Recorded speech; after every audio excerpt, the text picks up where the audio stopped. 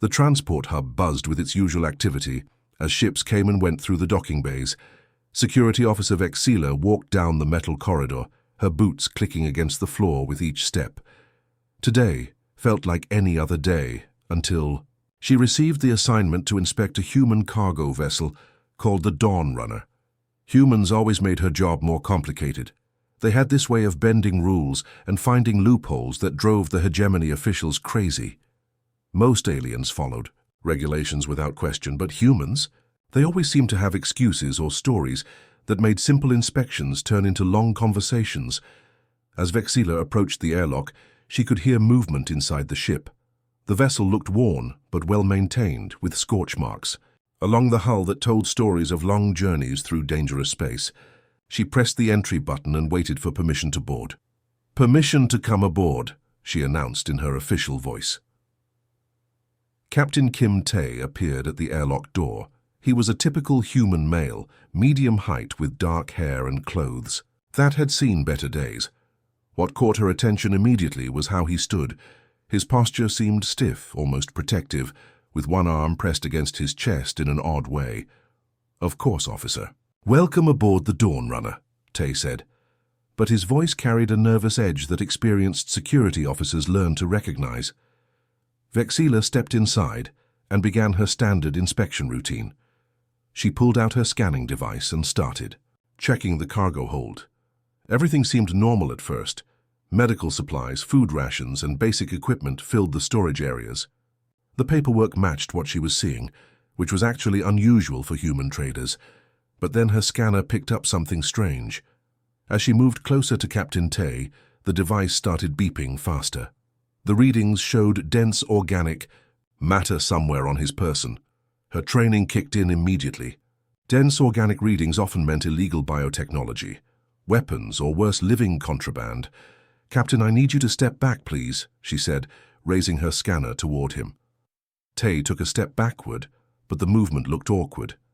He kept, his left arm pressed against his body, and now she could clearly see there was definitely something bulky, hidden under his flight jacket. The bulge was about the size of a small package positioned right against his chest. "Sir, my scanner is detecting unusual organic readings from your person. I need you to remove your jacket for inspection," Vexila said, switching to her most authoritative tone. The color drained from Tae's face. His eyes darted around the cargo hold like he was looking for an escape route that didn't exist. "Officer, I can explain, but it's complicated." "Complicated how?" she asked, taking another step closer. Her hand moved instinctively toward her weapon, though she hoped she wouldn't need it.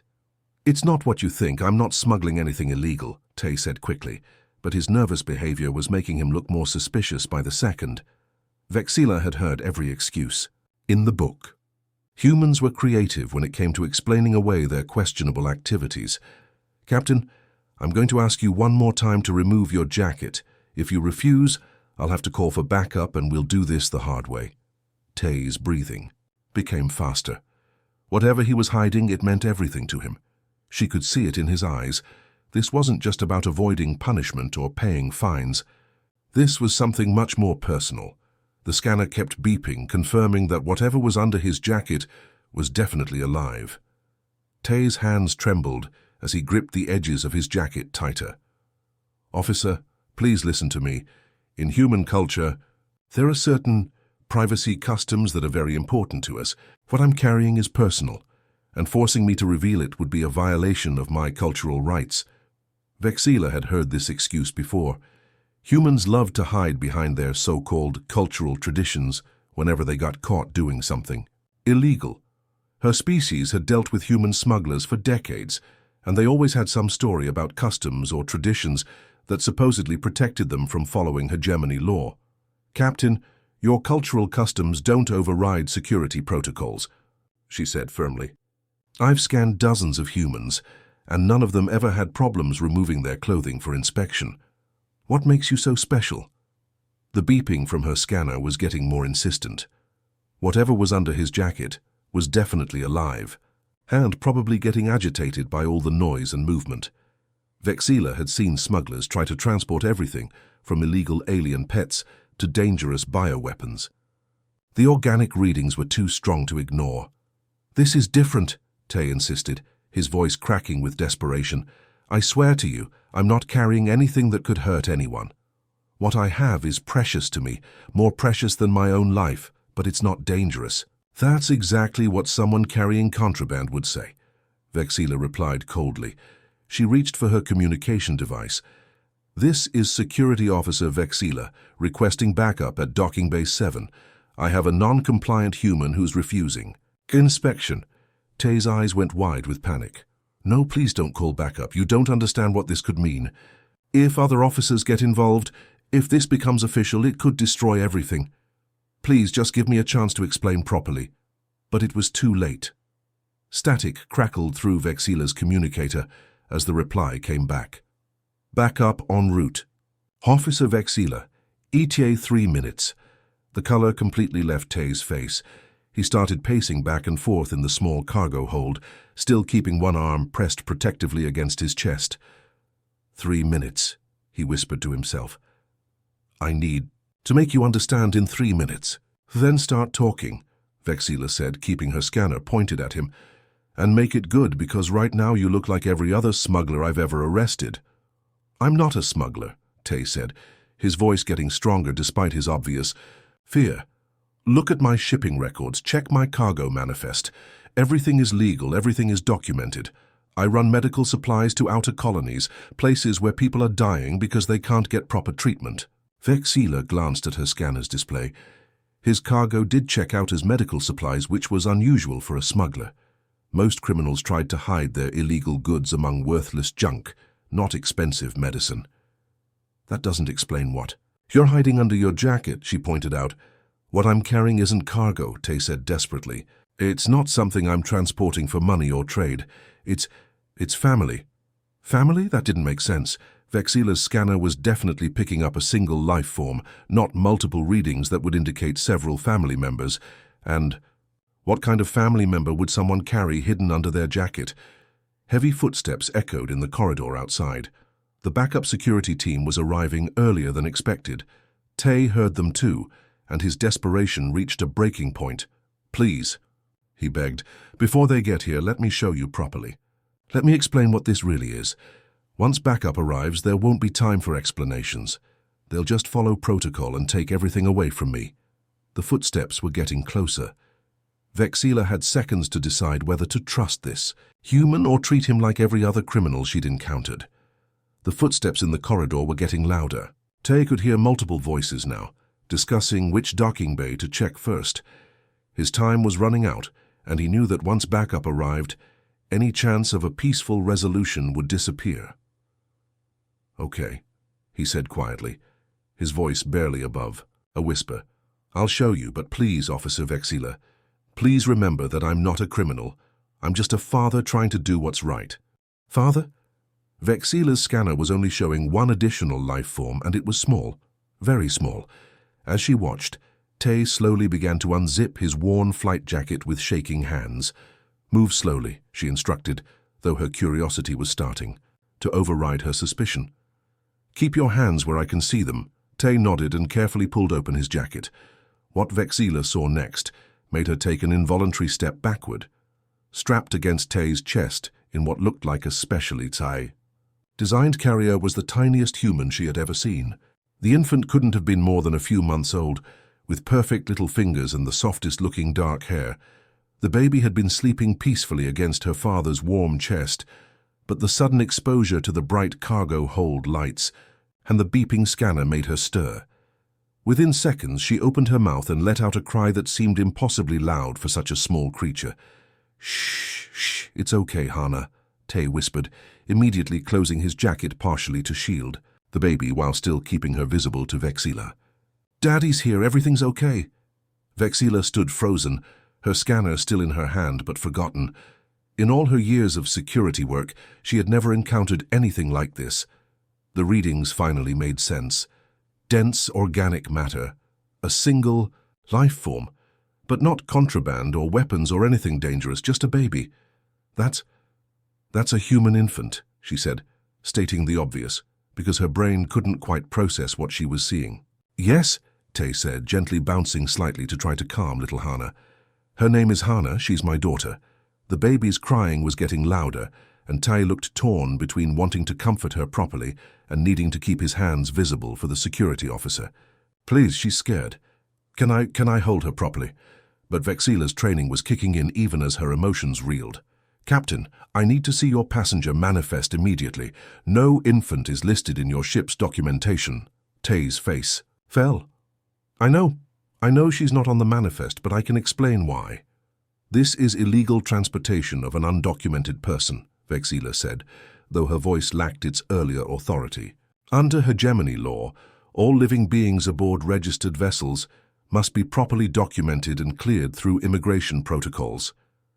Hana's crying was becoming more distressed, and the sound was doing something strange to Vexilla. Her own species didn't have young that made such sounds, but somehow the baby's distress was affecting her in ways she didn't understand. "She's not cargo," Tay pleaded. "She's my child. I'm not transporting her for anyone else. She lives with me, travels with me. She's all I have left in this universe." The footsteps outside were right at the airlock now.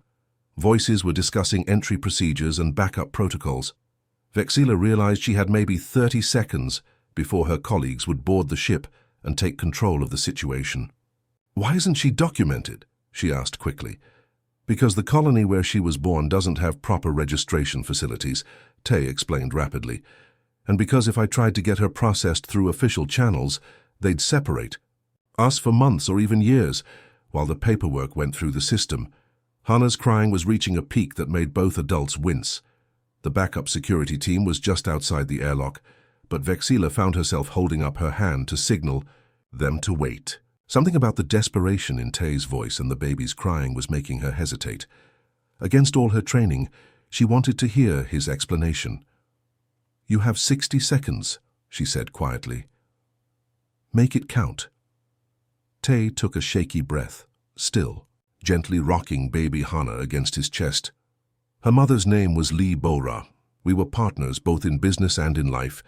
Bora was the smartest person I ever knew, could fix any ship system, and negotiate deals that kept us profitable even in the worst markets. His voice grew softer as he spoke about her, and Vexilla noticed how his eyes looked distant, remembering better times. "We found out Bora was pregnant about 8 months ago. We were so happy, planning to settle down on one of the inner worlds where Hana could have a proper childhood." "What happened?" Vexilla asked, though she was starting to guess from the sadness in his voice. "We got stuck on Kepler 442b, that mining colony out in the frontier sector. Our ship needed major repairs, and it was the only port within range. The colony is barely more than prefab buildings and mining equipment. No real medical facilities, just a basic clinic with one doctor who usually deals with mining accidents." Hana's crying had quieted to soft whimpering, but she was still restless. Tay adjusted her position carefully, making sure she was comfortable, while keeping her visible to Vexilla. "Bora went into labor 3 weeks early. The doctor did everything he could, but there were complications. The baby was breech, and they didn't have the equipment for a proper cesarean section. Bora—" his voice cracked. "Bora didn't make it. She died holding Hana, telling me to take care of our little girl." Vexilla felt something tighten in her chest. Her species valued family bonds above almost everything else, and the thought of losing her mate while gaining a child was devastating in ways she could understand. "I'm sorry for your loss," she said, and meant it. "But that doesn't explain why you didn't go through proper channels to document the baby." Tay let out a bitter laugh. "Have you ever been to a frontier colony, officer? Kepler 442b doesn't have birth registration offices or immigration centers. The closest hegemony administrative station is 6 weeks away by jump drive. And even if I could get there, do you know what the process is for registering an undocumented human infant?" Vexilla shook her head. She dealt with cargo inspections and security, not immigration paperwork. First, they take the child into protective custody while they verify your identity and relationship. That process can take anywhere from 6 months to 2 years. Then they have to confirm the birth circumstances, which means sending investigators back to the colony. Add another year. During all that time, Hana would be in a hegemony children's facility. being cared for by people who don't understand human development needs. The baby made a small cooing sound, and despite everything, Vexila found herself almost smiling. Hana was looking around with wide, curious eyes, seemingly fascinated by the alien officer's appearance. "She's never been away from me," Tay continued. "I'm the only parent she's ever known. The thought of strangers taking care of her. Growing up thinking I abandoned her. I couldn't do it. So you decided to break the law instead," Vexila said, but there was no accusation in her voice anymore. "I decided to keep my family together," Tay corrected. "I know it's illegal. I know I could go to prison for this, but look at her, officer. She's healthy, she's happy, and she's loved. Isn't that what matters most?" The backup security team was getting impatient outside, but Vexila made a quick decision. She stepped toward the airlock and spoke through the comm. "Stand by outside. I need a few more minutes to complete the inspection." "Copy that, Officer Vexila," came the reply. "We'll maintain position." She turned back to see Tay had fully opened his jacket now, allowing baby Hana to move her tiny arms freely. The infant had stopped crying and was making those soft baby sounds that seemed to fill the cargo hold with unexpected warmth. "Let me see your trading records," Vexila said, pulling out her data pad. "All of them." Tay carefully shifted Hana to one arm while accessing his ship's computer with the other. "Everything's there. Every cargo manifest, every delivery receipt, every payment record for the past 2 years. As the data transferred to her pad, Vexila began scrolling through the information. What she found surprised her more than the discovery of the baby had. Most independent traders focused on high-profit goods like luxury items, rare metals, or technology. But Tay's records showed something completely different. Medical supplies, page after page of medical supplies. Antibiotics, surgical equipment, vaccines, emergency medications, and the destinations were even more interesting. Vexila recognized some of the colony names from security briefings about plague outbreaks and medical emergencies in the outer sectors. "You've been running medicine to quarantine zones," she said, looking up at him. "Someone has to," Tay replied simply, adjusting Hana's blanket. "The big medical corporations won't deliver to plague worlds because the profit margins are too low and the risks are too high. But people are dying out there," Vexila kept reading. The financial records showed just how little profit Tay was making. In some cases, he was barely covering fuel costs and ship maintenance. A few deliveries showed he had actually lost money, selling supplies for less than he paid for them. "This delivery to Proxima Station," she said, pointing at her screen. "The plague outbreak last year. You sold 50,000 credits worth of antibiotics for 30,000. Those people couldn't afford full price," Tay said, gently bouncing Hana as she started to fuss again. "Would you rather I let them die because they couldn't pay market rates?" Before Vexila could respond, the airlock hissed open with more force than necessary. Heavy boots stomped across the threshold, and she knew immediately that her time for quiet investigation was over. Station Commander Grixoth filled the doorway with his massive frame. He was known throughout the security division for his strict interpretation of regulations and his particular dislike of human traders. His 4 eyes scanned the cargo hold quickly before focusing on Tay and the baby. "Officer Vexila, what's the delay here?" Grixoth's voice rumbled like distant thunder. "I was told you had a non-compliant smuggler." "Sir, the situation is more complicated than initially reported," Vexila began, but Grixoth cut her off with a wave of his massive hand. "I can see the contraband biological from here," he said, pointing at baby Hana. "Undocumented life form aboard a registered vessel. This is a clear violation of hegemony transport regulations." Tay instinctively stepped backward, holding Hana protectively. "She's not contraband. She's my daughter. Your family status is irrelevant, human," Grixoth replied coldly. "All biological entities aboard vessels in hegemony space must be properly documented and cleared through immigration. Protocols, this organism will be confiscated immediately." "Organism?" Tay's voice rose in anger. "She's a baby. She's 3 months old." "She's evidence in a smuggling case," Grixoth corrected. "And you're under arrest for illegal transportation of undocumented biologicals. The penalty is 10 years in a hegemony detention facility." Hana began crying again. sensing the tension in her father's voice. Tay looked desperately at Vexila, hoping the officer who had listened to his story might help him now. Within an hour, the small cargo hold of the Dawn Runner had transformed into something resembling a courtroom. Commander Grixoth had called in a full administrative team, and now 3 different hegemony departments were represented around the makeshift table they'd set up. Tay sat in one corner, still holding Hana close to his chest. The baby had finally fallen asleep again, but he could feel how tense she was even in sleep. Every time someone spoke too loudly or moved too quickly, she would stir and make worried little sounds. "The case is straightforward," announced bureaucrat Kellix from the Immigration Authority. Her voice was as cold and mechanical as the data pad she kept consulting. "One undocumented human biological transported illegally across sector boundaries. Standard procedure requires immediate separation and placement into appropriate care facilities." "What kind of care facilities?" Vexila asked, though she was trying to stay quiet and just observe. "The hegemony maintains several child development centers specifically designed for cases like this," Kellix replied without looking up from her pad. "The nearest facility is on Central Station 7, about 4 sectors away.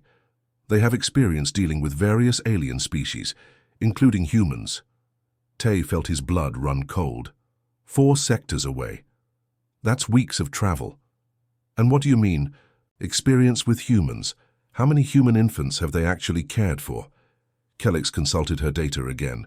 "According to records, they've handled, let me see, 3 human children in the past 15 years. 3? Tay's voice cracked. "In 15 years, and how old were those children?" "The youngest was approximately 4 standard years old," Kellix said matter-of-factly. "The facility is well equipped to handle various nutritional and environmental needs of different species." Ty stood up abruptly, causing Hana to wake and immediately start crying. "You want to take a 3-month-old human baby to a facility that's never dealt with infants? Do you have any idea what human babies need?" Commander Grixoth slammed his hand on the table. "Sit down, human. Your preferences are not relevant to this proceeding." "My preferences?" Tay's anger was building despite his fear. "We're talking about my daughter's survival. Human babies need to be fed every few hours with specific nutrition. They need constant warmth and contact with their caregiver. They need to hear familiar voices and feel safe. You can't just stick her in some alien facility and hope for the best." The third official, Social Services Administrator Vorthak, finally spoke up. His tone was slightly more sympathetic than the others, but still strictly professional. "Mr. Tay, I understand your concerns, but the law is clear. While the paperwork is being processed to determine legal custody, the child must be placed in approved care." "How long does this paperwork process take?" Vexila asked. Vorthak checked his own datapad. "For undocumented biological entities with disputed custody claims, the average processing time is 18 to 24 months. 2 years? Tay whispered, sinking back into his chair. "You want to take my daughter away for 2 years?" Hana was crying harder now, and Tay began, that gentle rocking motion that all parents know instinctively. Within moments she quieted again, turning her face toward his chest where she felt safest. Vexila watched this interaction and felt something click in her mind. She had been reviewing hegemony regulations on her datapad while the others talked, and she had found something interesting buried in the emergency protocols section. "Excuse me," she said, standing up. "I need to clarify something about this case." Commander Grixoth looked annoyed. "Officer Vexila, this is not your jurisdiction anymore. Return to your regular duties." "Actually, sir, I believe it is my jurisdiction," she said, holding up her datapad. "I've been reviewing the cargo manifest and delivery records for this vessel. According to Hegemony Code Section 847B, vessels engaged in humanitarian aid delivery are subject to different regulations regarding emergency passengers." The room went quiet except for Hana's soft breathing. "What are you talking about?" Kellix demanded. Vexila looked directly at Tay, hoping he would understand what she was trying to do. "Captain Tay, can you confirm that your vessel has been primarily engaged in medical supply delivery to emergency zones over the past 2 years? Tay caught on immediately to what Vexila was trying to do. "Yes, officer. For the past 2 years, my primary business has been delivering essential medical supplies to colonies experiencing health emergencies. Commander Grixoth's expression darkened. What are you getting at, Officer Vexila? Sir, under Hegemony Code Section 847B, vessels classified as humanitarian aid ships are permitted to carry emergency passengers without standard documentation, provided the passengers are directly related to the humanitarian mission or are dependents of the vessel operator. Kelrix frantically began searching through her own legal databases.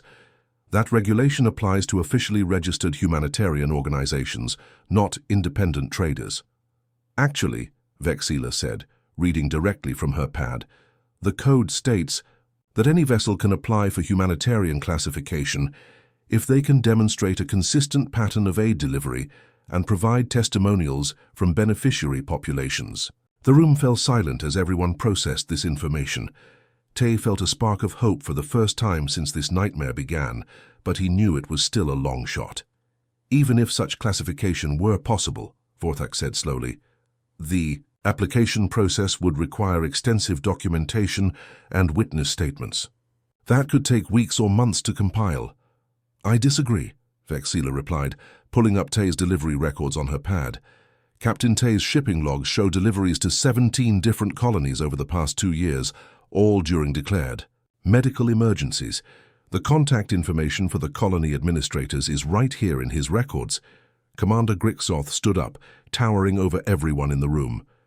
Officer Vexila, you are overstepping your authority. This hearing is about immigration violations, not humanitarian classifications. But Vexila had made her decision. She looked at baby Hana sleeping peacefully in her father's arms, then at Ty's desperate face, and knew she couldn't stand by, and watch them be separated. Sir, with respect, I believe this case requires proper investigation of all relevant factors before any final decisions are made. I request permission to contact the colonies listed in Captain Tay's delivery logs to verify his humanitarian work. Request denied, Grixoth said flatly. We will proceed with standard protocol. What happened next surprised everyone in the room, including Vexila herself. Then I formally object to these proceedings and request a full administrative review. The tension in the room became thick enough to cut. A junior security officer, directly challenging a station commander, was almost unheard of. Vexila knew she was probably ending her career, but she couldn't stop herself. Officer Vexila, Grixoth's voice was dangerously quiet. You are making a serious mistake. Maybe, she replied, but separating a human infant from her only surviving parent without exploring all legal alternatives would be a bigger mistake. Later that evening, after the official hearing had been postponed, Vexila found herself in her quarters, frantically working on her personal communication device. She had managed to convince the administrators to give her 48 hours to compile evidence for Ty's humanitarian classification application. She started with the most recent delivery on his logs. New Harmony Colony had received antibiotics during a bacterial outbreak just 3 months ago. It took several attempts to get through to Colony Administrator Park Minho, but when she finally reached him, his response was immediate and enthusiastic. Captain, Tay saved our entire settlement, Park said over the crackling long-distance communication. We had a virulent infection spreading through our water supply. The nearest medical center was weeks away, and we were losing people every day. Tay arrived with exactly the antibiotics we needed and refused to accept full payment because he knew we couldn't afford it. 1 down, 16 to go. Vexila worked through the night, contacting colony after colony. Each story was similar but unique. A mining accident on Kepler 186F where Tay delivered emergency surgical supplies. A children's fever epidemic on Ross 128B, where he brought vaccines. A food poisoning outbreak on Wolf 359C, where his delivery of IV fluids and medications prevented dozens of deaths.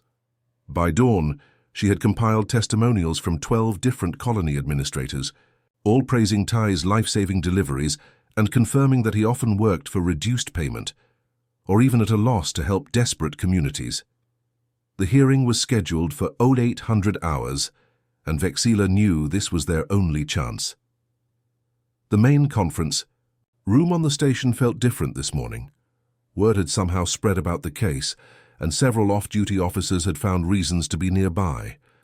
The story of a human father fighting to keep his baby daughter had touched something in the station's diverse population that surprised everyone.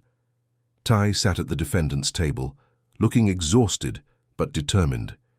He had barely slept, spending most of the night walking the corridors of his ship with Hana, who seemed to sense the stress and had been fussy all evening. Now she was alert and curious, looking around the room with wide eyes at all the different alien faces. Commander Grixoth entered with his usual stern expression, but Vexila noticed he moved more slowly than usual. Perhaps even he was feeling the weight of what this decision would mean for the small family. This hearing will determine whether the vessel Dawn Runner qualifies for humanitarian classification under Hegemony Code Section 847B, Grixoth announced. Officer Vexila, present your evidence.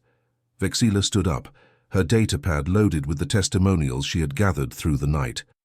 Honorable Administrator, I have compiled statements from 12 colony administrators whose communities were directly saved by Captain Tay's medical deliveries. She began reading from her notes, detailing each emergency where Tay had delivered life-saving supplies. The room was quiet as she spoke, but Vexila could see that some of the bureaucrats were checking their own datapads, probably verifying her claims. New Harmony Colony reports that Captain Tay's delivery of antibiotics prevented what could have been a total population loss during their water contamination crisis, she continued. Mining Station Alpha 7 states that his emergency surgical supplies saved 15 workers after a tunnel collapse. As Vexila read testimony after testimony, something unexpected happened. Baby Hana, who had been quietly looking around the room, suddenly let out a sound that made everyone freeze. It wasn't crying or fussing. It was laughter. Pure, innocent baby laughter filled the serious conference room. Hana had apparently found something amusing about the way Administrator Vorthak's tentacles moved when he gestured, and her delighted giggles echoed off the metal walls. Several of the alien officials looked startled. Most had never heard a human infant laugh before. The sound was so different from the communication sounds their own species made, yet somehow universally recognizable as joy. She's happy, Bureaucrat Kellick said, sounding surprised. Tay couldn't help but smile as he gently bounced Hana on his knee.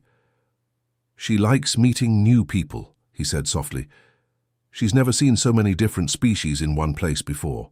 Hana continued to giggle, reaching out her tiny hands toward the colorful alien officials as if she wanted to play with them. Even Commander Grixoth seemed distracted by the baby's obvious contentment and curiosity. Continue with the testimonials, Officer Vexila, Grixoth said, but his voice had lost some of its harsh edge. As Vexila read more statements, Hana provided an inadvertent soundtrack of baby sounds.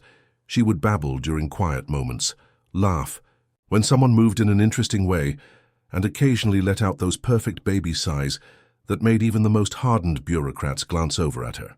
Colony Administrator Kim Yoo-jin from Tau Ceti Station specifically notes that Captain Tai delivered pediatric vaccines during a children's epidemic, saving over 200 young lives, Vexila read. He refused payment beyond basic fuel costs. 200 children, Vorthak asked, looking up from his datapad. Yes, sir, and that's just one colony. The total number of lives saved by Captain Tay's deliveries over the past 2 years is estimated at over 3,000 individuals. Commander Grixoth was quiet for a long moment, studying his own display. The room waited as he reviewed the evidence, the only sound being Hana's occasional happy babbling. Finally, he looked up. The evidence presented demonstrates a clear pattern of humanitarian service that exceeds the requirements for classification under Section 847B. Tay held his breath. The vessel Dawn Runner is hereby granted official humanitarian status effective immediately. The infant Hana is registered as essential crew member and dependent of the vessel operator. The relief that flooded through Tay was so intense he almost cried. 3 days later, the Dawn Runner was cleared for departure. Tay had spent the time getting his new humanitarian vessel documentation in order and stocking up on medical supplies for his next run. Word had spread through the station about his work, and several medical supply companies had offered him better pricing on bulk orders.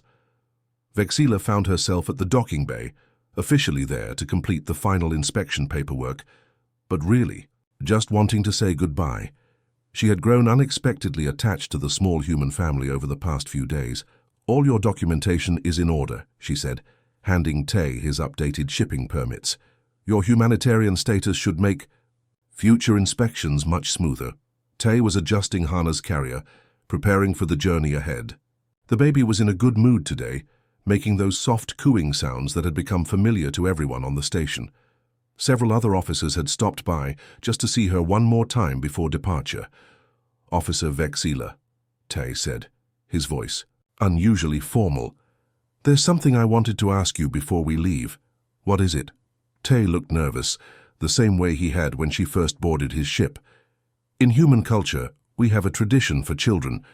We choose someone special to be their guardian, someone who would care for them if anything ever happened to their parents." Vexila felt something warm flutter in her chest. "A guardian? We call them godparents," Tay explained. "It's someone who becomes part of the child's family, not by blood but by choice. Someone who will always watch over them and be there when they need help." He paused, looking down at baby Hana, who was reaching up to grab his finger with her tiny hand. "I know we haven't known each other long, but you saved us. You risked your career to keep our family together when you could have just followed orders." "Tay, Would you be Hana's godmother?" he asked quietly. "Would you be part of our family?" The question hit Vexila harder than she expected. In her species, family bonds were sacred, and choosing to extend those bonds to someone outside your bloodline was the highest honor you could give. She looked at little Hana, who seemed to be studying her with those bright, curious eyes. "I would be honored," she said, and was surprised to find her voice slightly shaky. Tay smiled, the first truly relaxed smile she had seen from him. "Thank you. It means everything to know that Hana will have someone looking out for her, someone she can count on no matter what happens." The months that followed brought changes to Vexila's life that she never could have predicted. True to his word, Tay sent regular updates about their travels, photos of Hana growing bigger and more alert with each passing week, videos of her first attempts to crawl around the cargo hold of the Dawn Runner, messages describing the colonies they visited and the lives they saved. But the updates weren't just about Hana. Tay also shared stories of their humanitarian missions, and Vexila found herself learning about parts of the galaxy she had never considered before. Remote colonies struggling with disease outbreaks, mining settlements where accidents were common, and medical help was days away. Frontier worlds where children went without vaccines because no one else would make the dangerous journey to deliver them. The experience had changed how Vexila approached her job. When the next suspicious human trader came through her inspection station, she found herself looking more carefully at the cargo manifests and shipping records before making assumptions. That trader turned out to be running educational supplies to refugee camps. The one after that was delivering water purification equipment to drought-stricken colonies. It seemed like once she started looking, Vexila began seeing heroes everywhere she had previously seen only potential criminals. Humans who risked everything to help others, who chose compassion over profit, who made the galaxy a better place one delivery at a time.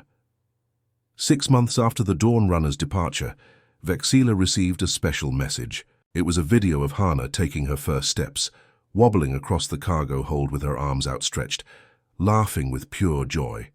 And in the background, she could hear Tay's voice saying, "Look, Hana, wave to Godmother Vexila." The baby turned toward the camera and clapped her hands, babbling something that sounded almost like Vexi.